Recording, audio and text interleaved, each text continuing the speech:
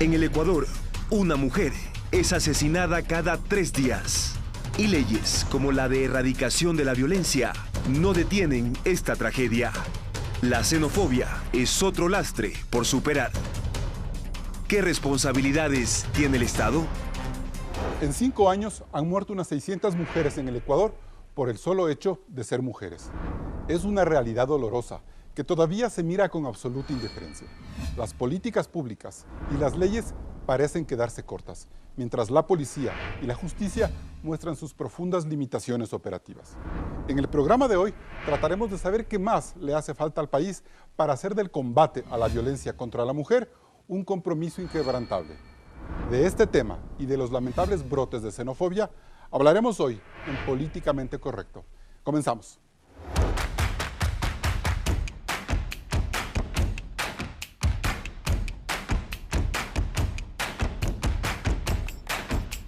Hoy nos acompañan Berenice Cordero, ministra de Inclusión Económica y Social; Cristina Reyes, asambleísta nacional por el Partido Social Cristiano; María Fernanda Pacheco, presidenta de la Unidad Patronato Municipal San José, ciudadana venezolano-ecuatoriana; y Efrén Guerrero, decano de la Facultad de Jurisprudencia de la Universidad Católica de Quito, especialista en Derechos Humanos. Bienvenidos a Políticamente Correcto. Esta ha sido una semana difícil para los ecuatorianos, porque, como suele suceder, tenía que estallarnos en la cara el grave problema social que significa la violencia contra la mujer para darnos cuenta de las profundas limitaciones del Estado en esta lucha. Los casos de mujeres violadas y asesinadas son escalofriantes. Veamos este primer informe de Claudia Roura. Marta tiene 35 años. Salió a una fiesta con 2 de sus amigos. Horas más tarde estaba desnuda, drogada y con sus partes íntimas desgarradas. Fue violada con saña por 3 hombres que eran sus amigos. Según la Fiscalía, cada día se registran 11 denuncias de violación sexual en contra de mujeres, pese a que muchos casos no se denuncian. Según el INEC, 8 de cada 10 son menores de 14 años. Pero la violencia a la mujer no se detiene. Diana Roca, 31 años, asesinada por su pareja en plena calle en Jaramijó, Manabí. Laura Obando, 38 años. Su esposo la apuñaló frente a sus 4 hijos en Santo Domingo de los Áchilas. Angélica Llano, 32 años, estrangulada. Su cuerpo fue encontrado dentro de un auto en la provincia de Cotopaxi. Silvia Mera, 26 años. Su cuerpo, con evidencia de machetazos en el cuello y brazos, apareció en su casa. Se sabe que su expareja la visitó la noche anterior. Diana Carolina, 22 años. Tenía 4 meses de embarazo. Su pareja la acuchilló en frente de policías y ciudadanos en Ibarra. Rosy Aguirre, 54 años. Fue encontrada dentro de una maleta en su vivienda en el suburbio de Guayaquil. Rosy habría sido estrangulada por su hermana. Otra mujer de 38 años recibió 16 puñaladas por parte de su primo. La mujer permanece hospitalizada. Aún no termina el primer mes del 2019 y 7 mujeres han sido asesinadas. Según el colectivo Alianza Mapeo, en el 2018 fueron 88 femicidios. Entre el 2017 y 2014, cuando se tipificó este delito, fueron 506.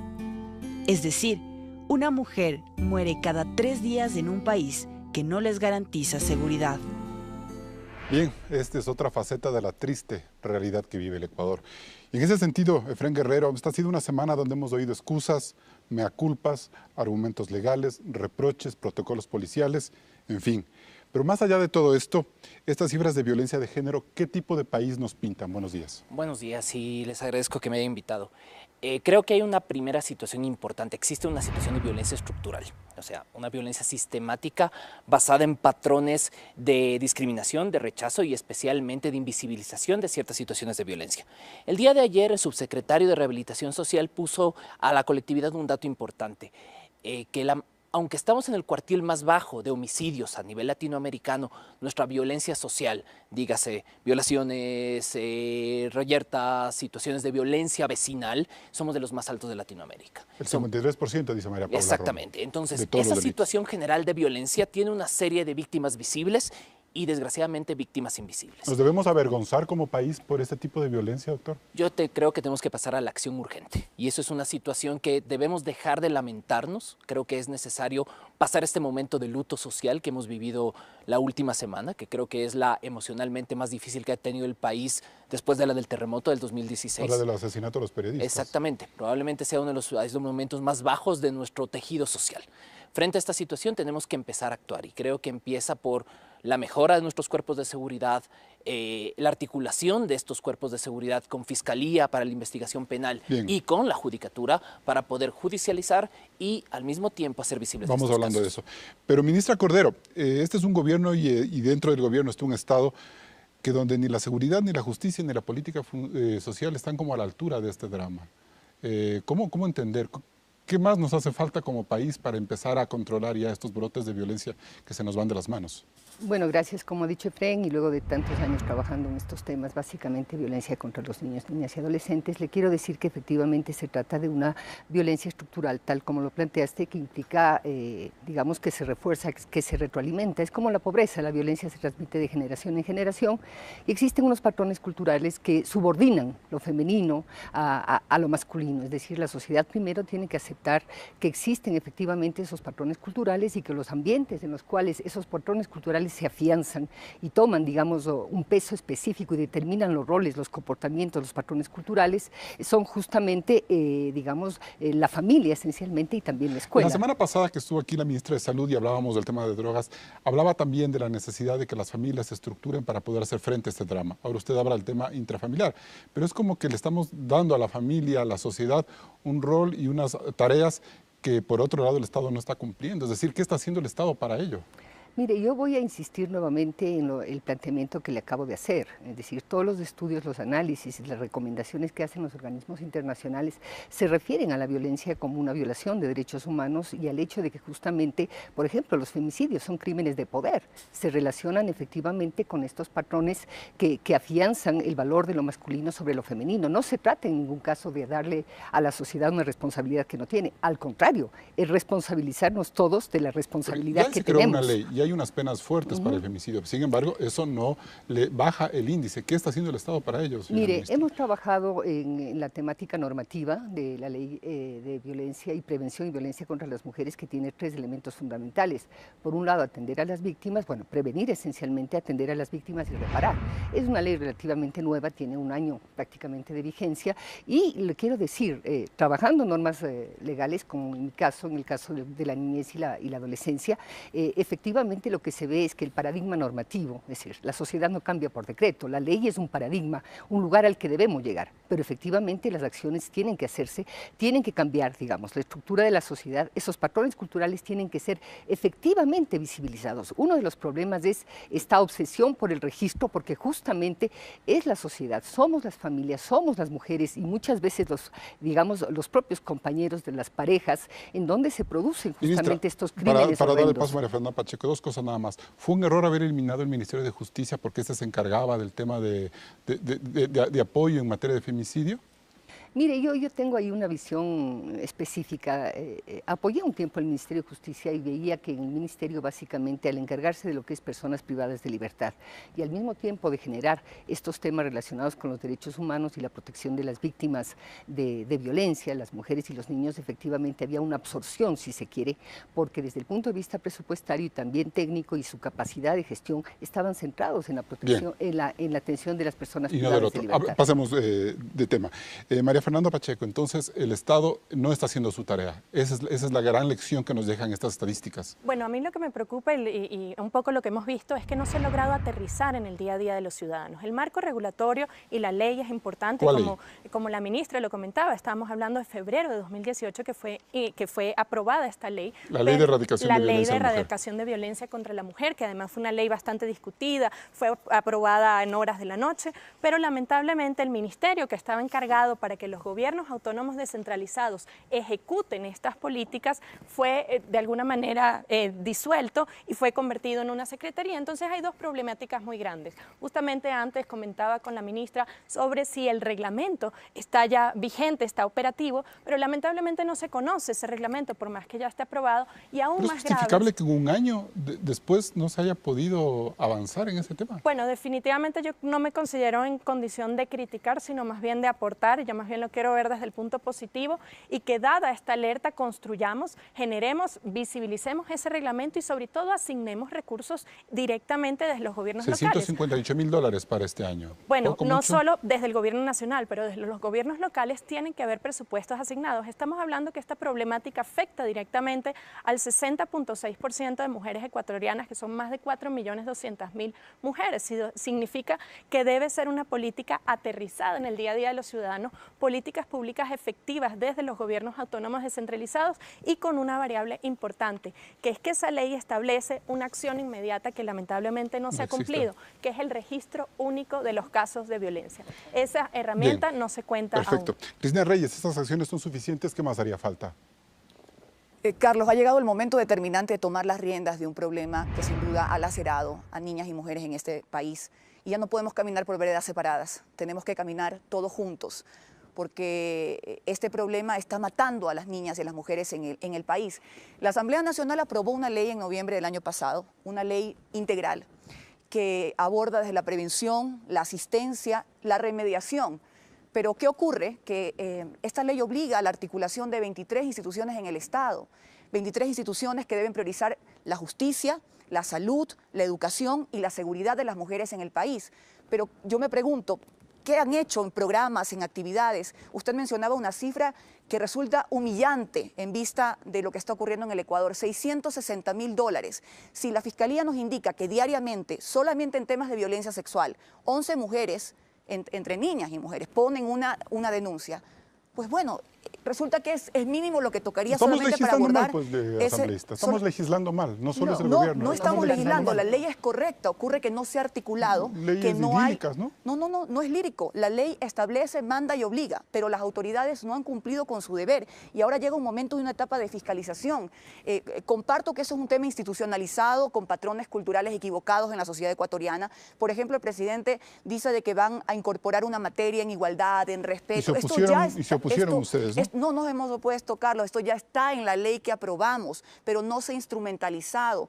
Entonces tenemos que trabajar sin duda, sin cuartel, para vencer a la violencia y a ese machismo asqueroso en la educación de nuevos y mejores valores en niños y niñas que se sientan libres de construir sus sueños en un país que no les agreda. Bien, con estas primeras reflexiones nos vamos a un corte comercial. Sigue el debate en Políticamente Correcto.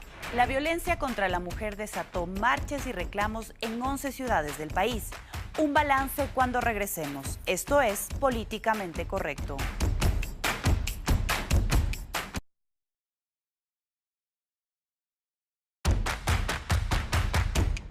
Más de 20.000 personas marcharon este lunes en Quito en contra del machismo, así como en Guayaquil y otras 9 ciudades, para exigir cambios de fondo en una sociedad donde, según datos oficiales, los crímenes en entornos social y familiar son mayores que la violencia criminal.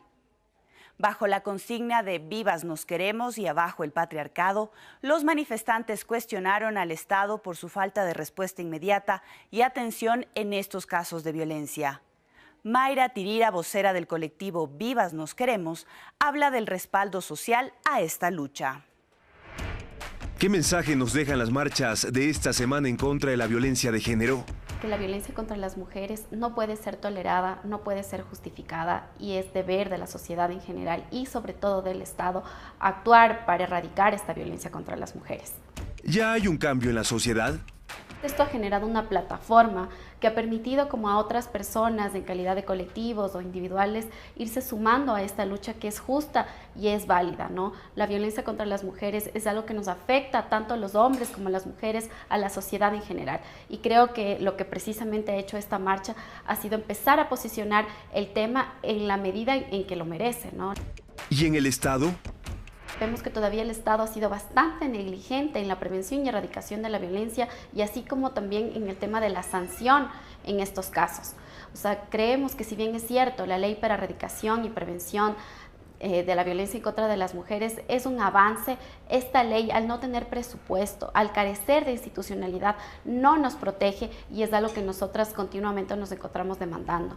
Penas más severas y una justicia más ágil pondrán fin al machismo. En un caso de femicidio, por ejemplo, si es que existe concurrencia de delitos, podría existir una máxima pena de 40 años. Creo que más allá de las penas que muchas veces los asambleístas o distintos colectivos pretenden imponer, que básicamente se traducen en populismo judicial, en populismo legislativo, esto no soluciona la vida de las mujeres. Creo que lo que nosotros exigimos es principalmente un proceso ágil que actúe con debida diligencia, es decir, que se investigue, que se sancione, que se repare, pero sobre todo que no se revictimice a las víctimas, es decir, que se les crea a las mujeres, a las niñas, cuando van a denunciar un caso de violencia y que esta justicia actúe para ellas. Bien, Cristina Reyes, precisamente Mayra Tirira nos dice que el endurecimiento de penas no es la salida para frenar la violencia doméstica, la violencia de género, pero el Partido Social Cristiano insiste en que esa puede ser una opción. ¿Cómo entender esas dos miradas? No estamos diciendo que es la única opción. El endurecimiento de penas para delitos atroces, en lo que creemos que es una posibilidad, aunque hay que hacer algunas reformas. Incluso constitucionales, ¿no? En la ley, sí, ya hablamos de cadena perpetua, allí habría que hacer una reforma constitucional. No es un factor determinante para disuadir a un agresor, a agredir a su víctima, a violar a una persona. Pero hay que tomar otras medidas, sin duda. Aquí hemos hablado de que son líneas transversales que tienen que trabajarse. Hay un sistema nacional de protección que creó esta ley y nos damos cuenta que tenemos que hacerle frente y seguimiento, porque yo me pregunto si todos los entes rectores a los que tienen la obligación de prevenir, de erradicar, de dar asistencia y remediar a las víctimas, han hecho algo al respecto. ¿Cuál es el presupuesto que los ministerios han asignado para una de esas tareas? Yo me recuerdo que a mediados del 2018, cuando saltó en la opinión pública el tema de crear mallas curriculares para nuevas masculinidades, ese era el tema polémico, incendió a muchos sectores de la sociedad que hicieron marchas porque decían que el Estado se quería meter en una educación de los jóvenes, de los niños, y eso, con la idea de con mis hijos no te metas, eso puso a retroceder al gobierno. Y ahí sí se trataba de evitar o de educar a los chicos para que no cometan o no repliquen estas prácticas machistas, asambleísta. Y mi posición, Carlos, usted no la conoce, mi posición fue de oponerme que a lo mejor el gobierno no utilizó correctamente unos términos más entendibles, más coloquiales, pero yo comprendí el concepto que el gobierno quería. ¿Y el Partido Social Cristiano comprendió eso?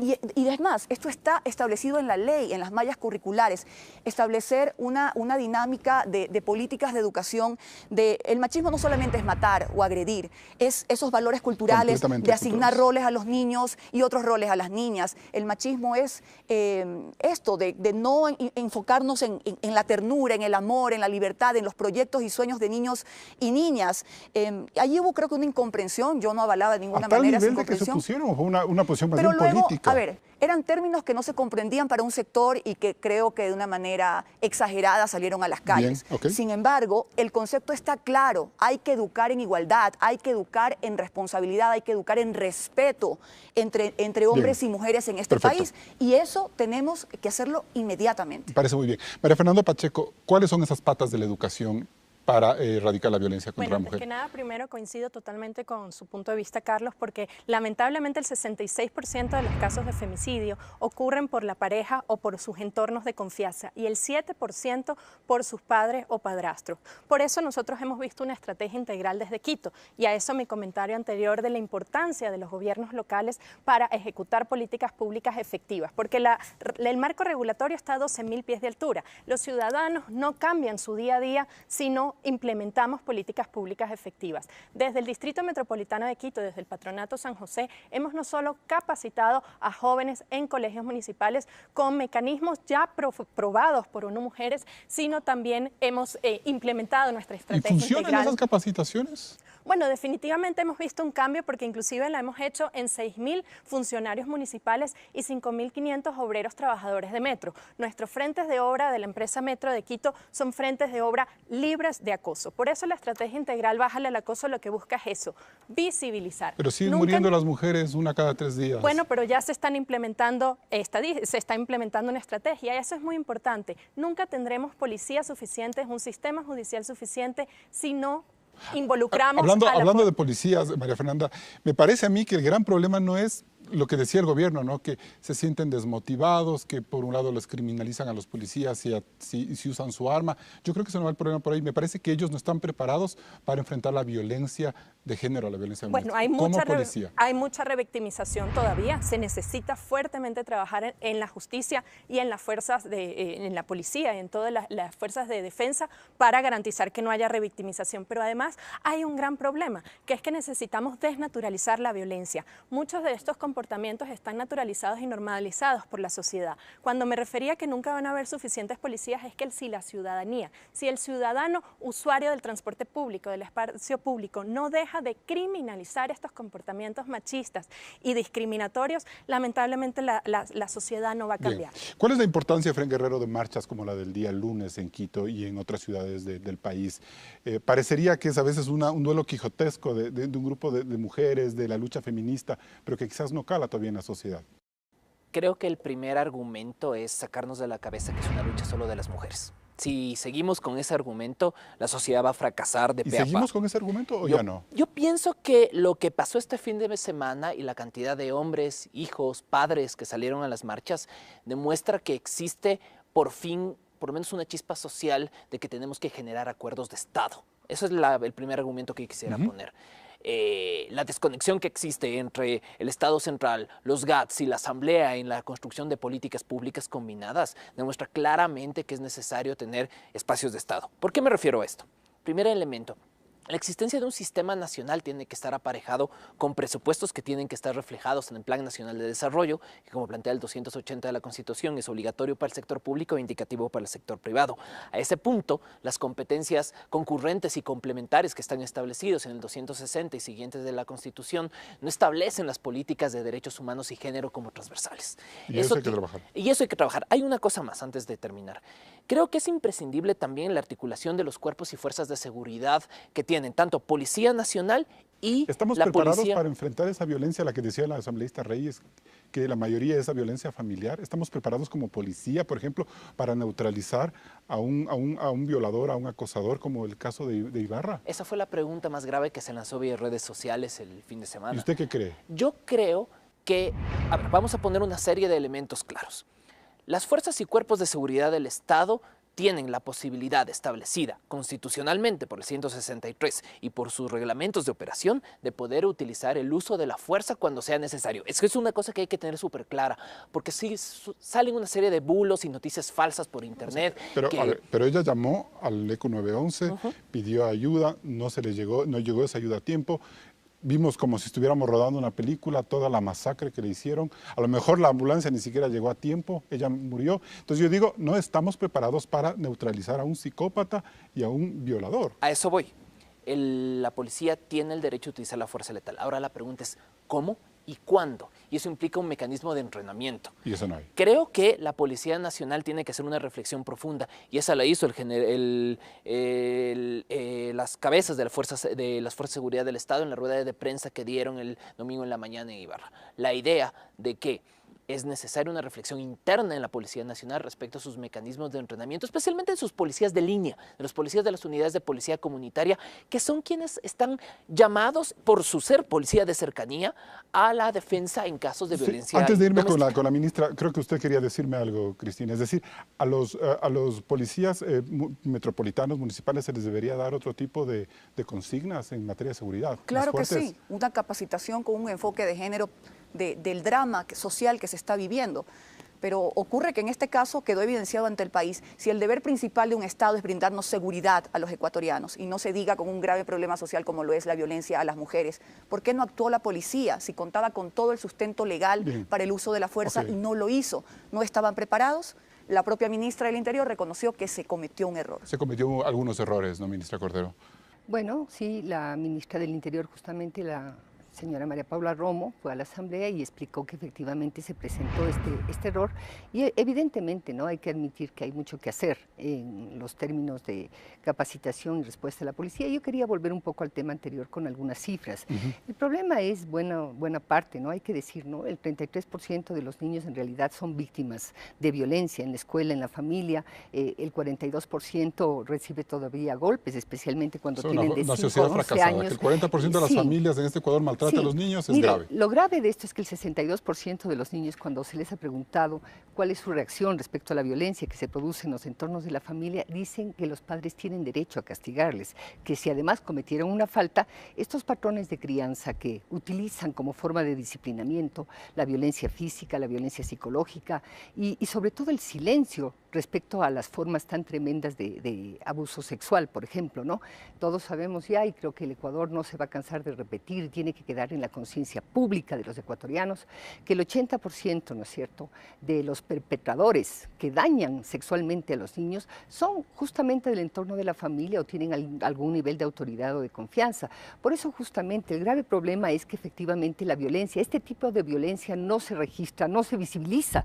Esta marcha que sucedió hace pocos días atrás, lo que hace es justamente llamar la atención del país sobre la necesidad de la denuncia. Hay una denuncia, hay una marcha, hay unas cifras, hay unos compromisos, pero ¿cuándo va a cambiar la realidad, ministra? Mire, yo creo que el mensaje final es que efectivamente esa es una enorme corresponsabilidad pública y también de la sociedad entera, que hay mucho que hacer en el cambio cultural en las familias, que estos estereotipos no se deben seguir reforzando ni desde los medios de comunicación ni tampoco de la escuela. La escuela es un entorno tremendamente violento como es la familia. Yo recuerdo que discutía con el ministro Falconi el tema, por ejemplo, de abuso sexual en el sistema educativo, cuando estaban dialogando alrededor del caso de Ampetra. Y justamente lo que yo analizaba es que no, el entorno de la escuela es un entorno efectivamente violento, tanto como lo es la familia.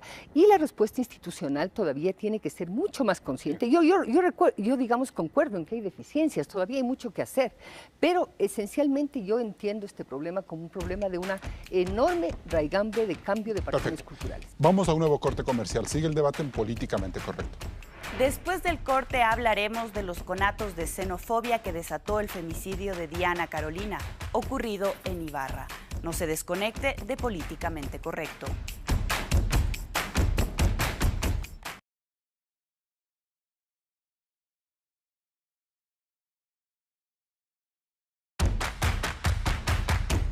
Y de la indignación por el femicidio ocurrido el sábado de la semana pasada en Ibarra, a vista y paciencia de la policía, pasamos a otro drama lacerante y reprochable, los brotes de xenofobia contra ciudadanos venezolanos. Claudia, ¿qué ocurre en esa ciudad? Visualicemos la provincia de Imbabura de cara al dramático flujo migratorio venezolano. Según datos del Ministerio del Interior, en el 2018 ingresaron al Ecuador 954.217 venezolanos. El 83% de esa oleada migratoria entró por el puente de Rumichaca, entre Carchi y la frontera con Colombia. Estos casi 800.000 venezolanos que han hecho de Ecuador un país de tránsito necesariamente cruzaron por Imbabura. Ha sido un flujo migratorio intenso de personas empobrecidas, sin documentación en regla que buscan trabajar de cualquier manera. Carlos. ¿Cuántos venezolanos hay en Ibarra? Según cifras del gobierno, hay 4.800 personas establecidas en una ciudad de 214.522 habitantes. Esa migración representa al 2%, un número pequeño si se toma en cuenta que durante el 2018 se quedaron en el país 154.000 venezolanos, que se suman a los 92.000 que se habrían radicado entre el 2015 y 2017. ¿Y el flujo migratorio de venezolanos por Imbabura generó problemas de inseguridad?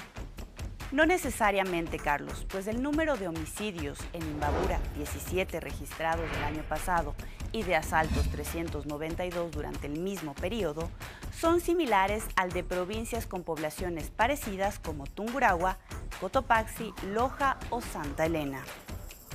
Es por ello que la forma en la que el presidente Lenín Moreno reaccionó ante el femicidio cometido por un migrante venezolano en contra de Diana, asegurando que conformará brigadas para controlar la situación legal de los inmigrantes venezolanos en calles, en lugares de trabajo y en la frontera, para no sacrificar la seguridad de nadie, abonó el ambiente de rechazo y violencia en esta ciudad.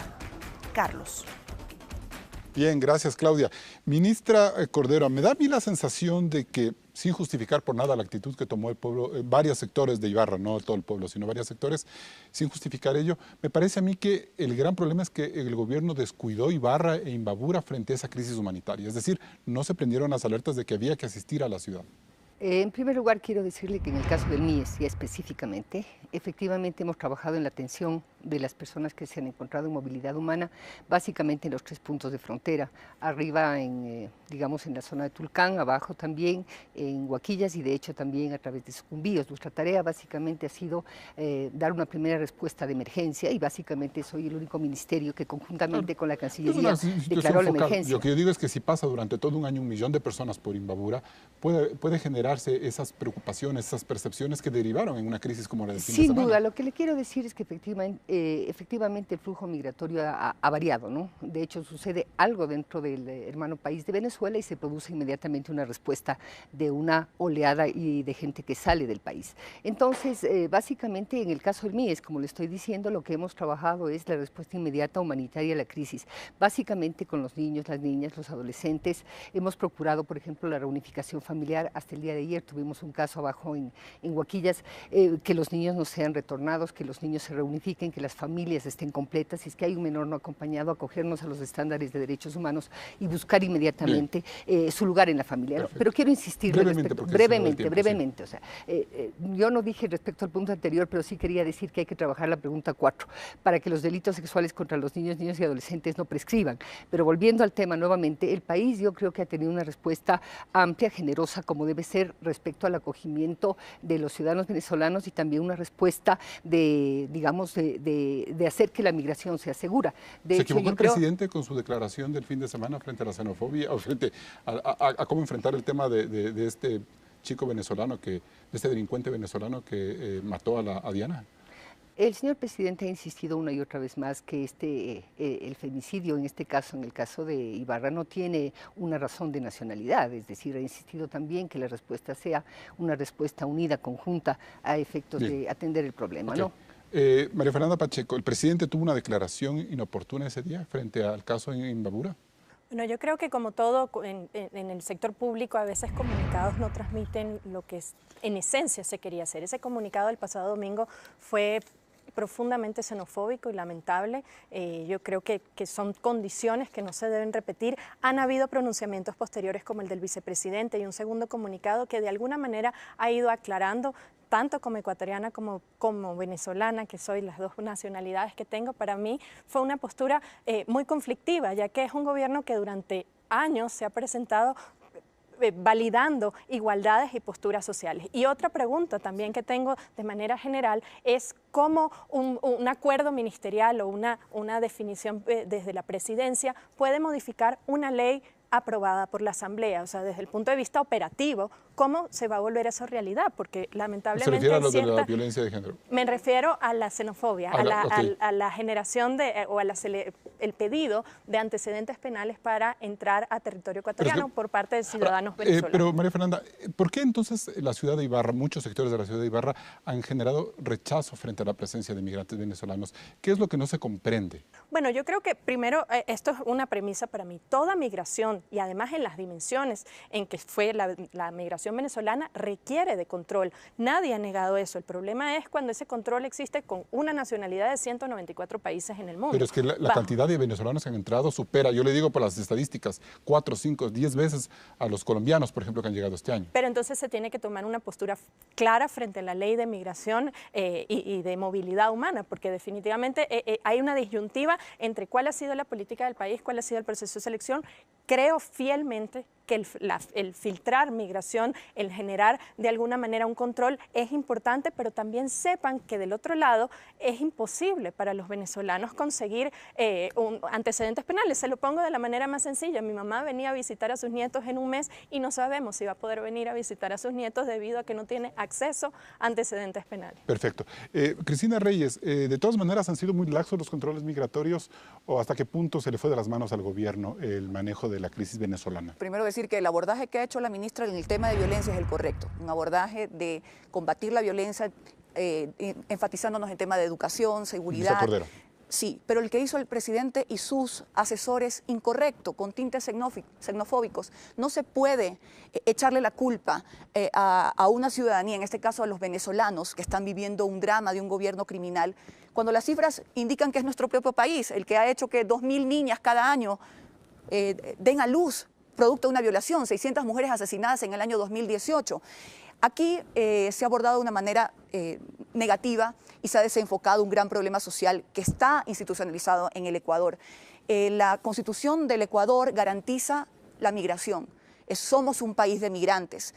Garantiza la libre movilidad de todos los ciudadanos. Hay un capítulo especial de la unidad latinoamericana. ¿Afectaría eso? Y que no se puede discriminar por origen, por etnia, ni por nacionalidad, menos por pasado judicial. Otra cosa es lo que indica... ¿Es un factor discriminante el pasado judicial exigirles?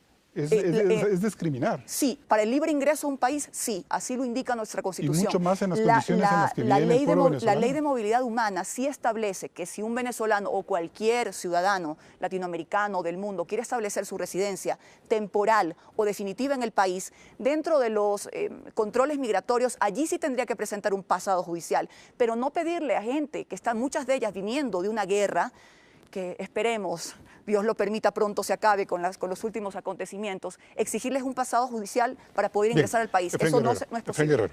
Yo creo que hay varios errores en este proceso. Primer error es la relación causal falsa que genera el presidente en este comunicado, porque una situación de violencia de género se vuelve un tema de la nacionalidad de la persona, la creación de brigadas. Eso genera un problema de comunicación institucional. Y esa sensación generalizada afecta la manera en cómo después reacciona todo el aparato público. ¿Usted cree que la ciudad de Ibarra reaccionó por el comunicado del presidente? No, yo pienso que no. Yo pienso que no, por supuesto que no. Pero yo creo que el día después, el momento en que el vicepresidente establece la medida de el pasado judicial, en primer lugar no tiene en cuenta. Hay una sentencia de la Corte Constitucional que establece como inconstitucional el requerimiento para ciudadanos colombianos. ¿Por qué generamos este doble estándar en este proceso? Segunda situación, yo creo que se desconoce la imposibilidad que tienen los ciudadanos venezolanos, 1, de conseguir un pasado judicial, 2, de apostillarlo. La apostilla es uno de los documentos más imposibles de conseguir. Y de unas penurias humanitarias terribles. Bien, me voy a un corte comercial y seguimos en Políticamente Correcto. Siga este debate en vivo en la cuenta oficial de Coavisa en Facebook.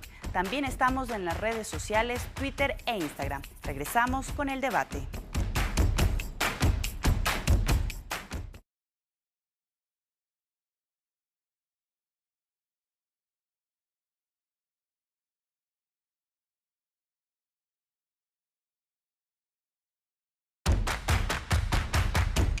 Bien, y seguimos evaluando las decisiones migratorias que ha tomado el presidente Lenín Moreno en las últimas horas con respecto a la migración venezolana. Efraín Guerrero.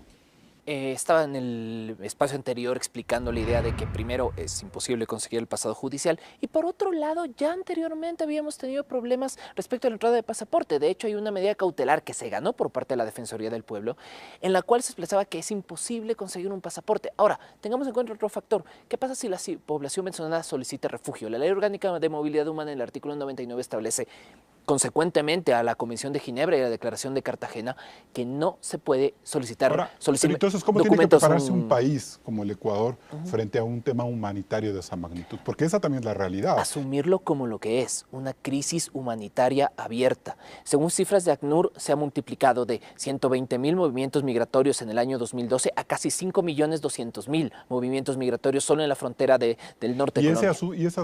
¿Y asumir eso qué significa? Implica prepararnos para acoger a personas, ayudarles a su proceso de paso. Ojo que en el caso ecuatoriano los saldos migratorios venezolanos son positivos. Pero Imbabura es la primera ciudad, la primera provincia a la que visitan, entonces ahí se nota que puede haber una crisis, ¿no es cierto? Exactamente. Se quedan, pernoctan, tratan de rebuscarse la vida. Volvamos a lo que hablábamos en el primer segmento, es la necesidad de establecer pactos de Estado y alcances entre todos los actores involucrados en el proceso. Educar a la población. No solo educar, para hacer política pública se necesita presupuesto y hay que tener en cuenta que para hacer política migratorias se necesitan presupuestos altos. Implica transporte, implica acogida, implica educación de los niños, implica protección a las mujeres que, como hemos visto, pueden ser víctimas de violencia de género, implica protección a los adultos mayores o a las personas con enfermedades catastróficas. Hay que pensar, tal como lo hicimos en los años 2000, en la acogida que el Estado ecuatoriano tuvo con la población colombiana. Pero no tiene esa capacidad, esa presencia que ha tenido el Estado venezolano, porque huyen en grandes oleadas. Obviamente, ya, pero esa es la situación perfecto. que tenemos. Se queda el 20% en el Sí, en el pero país. pasan por Ibarra todo el millón de venezolanos. Y ahí un poco yo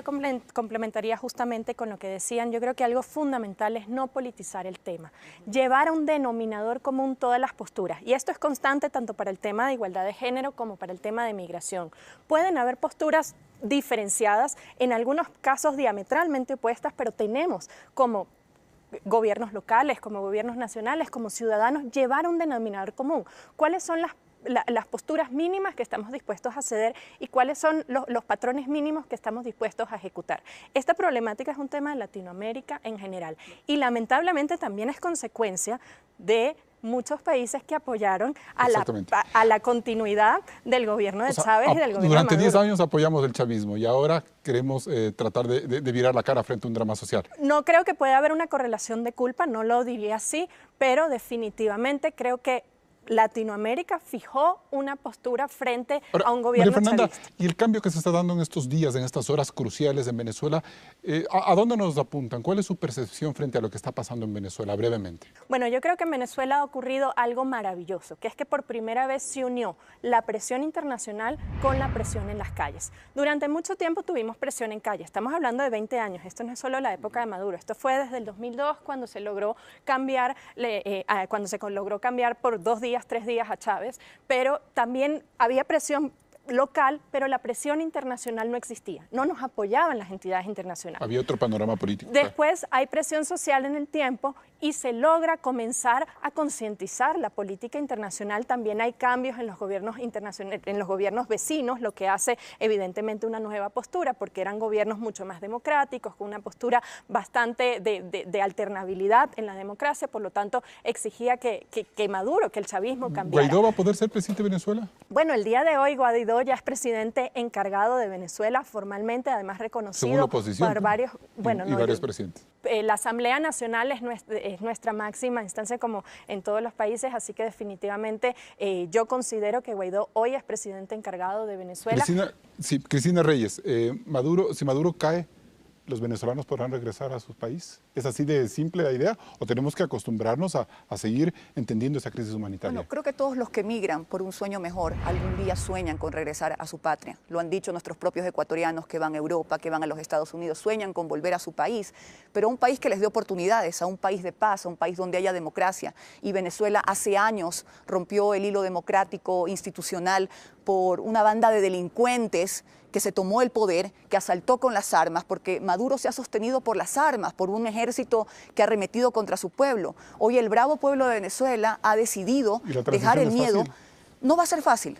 Claro que no va a ser fácil, Carlos, y es por eso que la comunidad internacional, y me alegro que en este caso, luego de todos los desaciertos y políticas equivocadas que ha cometido el gobierno del presidente Moreno respecto a la crisis humanitaria en Venezuela, hoy haya decidido darle su apoyo, su respaldo al presidente interino, legítimo, acorde a la Constitución venezolana, que es Juan Guaidó, acorde a la comunidad internacional. A Maduro. Y es lo que nos tememos, que haya un nuevo baño de sangre en Venezuela, pero no hay que dejarlos solos.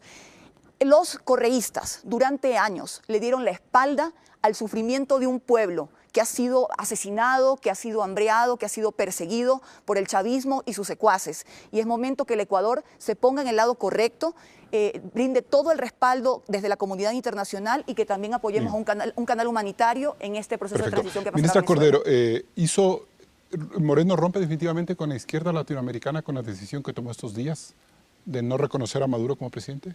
Mire, yo creo que son decisiones soberanas que tome el Ejecutivo. En realidad mi ámbito no es la política exterior en general, pero lo que le quería decir respecto al tema de la migración venezolana, que es un flujo evidentemente inusitado, que el país ha tenido que responder también de forma inusitada. Yo creo que el siguiente paso es el registro. El señor presidente así lo dijo. Es necesario registrar, porque esa es la manera más ¿Eso no consistente. es discriminar? No, al contrario, es saber justamente cuántas personas están acá, cuáles son sus necesidades, porque de hecho, fíjese, en las áreas de salud, de inclusión social, etcétera, en las áreas de educación, hay muchos niños y niñas venezolanos. Yo el otro día estaba en la ciudad de Cuenca y vi unos cuantos niños integrados a los centros de desarrollo infantil. De hecho, eso tampoco ha afectado ni ha producido un descalabro presupuestario. Que estallen las cosas para reaccionar, ministra. Esa es la sensación que tenemos, que haya un asesinato de una mujer. No le voy a decir, o sea, no, yo no creo que es así. Yo creo que agradecer mucho al movimiento de mujeres, por supuesto, agradecer mucho al movimiento de niños, niñas y adolescentes, también la postura de la Asamblea al aprobar la ley. De hecho, todo eso es un camino pedagógico para entender los cambios que tenemos que hacer como sociedad. A mí no me parece, yo tengo una perspectiva. Mire, en los últimos 10 años sí tuvimos un problema de silencio respecto a la violencia contra las mujeres y los niños. Y yo sí creo que eso sí nos marcó un retraso importantísimo y en algunos casos también el desmantelamiento de los mecanismos que existían. Por ejemplo, la justicia especializada para la niñez y adolescencia, por ejemplo, el hecho de tener juzgados específicos, fiscalías especializadas. Perdimos 10 años importantísimos para que se efectivicen una serie de cambios normativos en el caso de la niñez y la adolescencia. Tan es así que una de las respuestas fundamentales de los ecuatorianos a la pregunta 4 fue que estos delitos que ya son considerados de lesa humanidad contra la niñez y la adolescencia no prescriban. Es decir, hubo una reacción muy fuerte de la sociedad en la consulta popular. Entonces, a mí me parece que esta pérdida de 10 años sí marcó un paréntesis importante que seguramente también se manifiesta en otros aspectos de los objetivos públicos nacionales de interés. Me voy a un siguiente corte comercial y volvemos con las conclusiones.